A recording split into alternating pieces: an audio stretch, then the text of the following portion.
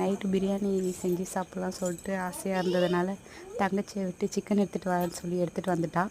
எடுத்துகிட்டு வந்ததுக்கப்புறம் அம்மா தான் பிரியாணி செய்கிறதுக்காண்டி சிக்கன்லாம் கழுவிட்டு இருந்தாங்க. அதுக்கு நான் அரிசி ஊற போடுறது இதெல்லாம் பண்ணிகிட்டு இருந்தேன். பாஸ்மதி ரைஸில் செய்வோம். இப்போ ரைஸுக்கு அந்த கிடைக்காததுனால சரி வீட்டில் இருக்க அரிசியை வச்சு செஞ்சிடலாம்னு சொல்லிட்டு அதில் தான் செஞ்சிகிட்ருக்கோம். அம்மா தான் பிரியாணி செய்வாங்க எப்போவுமே. அது டேஸ்ட்டாகவும் இருக்கும். நானும் செய்வேன். அம்மா செய்கிற அளவுக்கு வந்ததில்லை. அதனால் அம்மா செய்வாங்க. வெங்காயம் தக்காளி எல்லாமே போட்டு நல்லா வதக்கிட்டு அம்மா மசாலா ஃபஸ்ட்டுலாம் போட்டுருவாங்க. ஃபஸ்ட்டு எல்லா மசாலாமே போட்டுருவாங்க.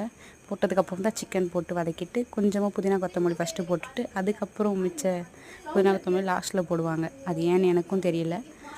அந்த மாதிரி போட்டு செய்வாங்க. செஞ்சதுக்கப்புறம் வர வீடியோ நெக்ஸ்ட் வீடியோவில் உங்களுக்கு நான் அப்லோட் பண்ணுறேன். அந்த நடுவில் பாப்பாவை வச்சுட்டு எதையுமே செய்ய முடியல.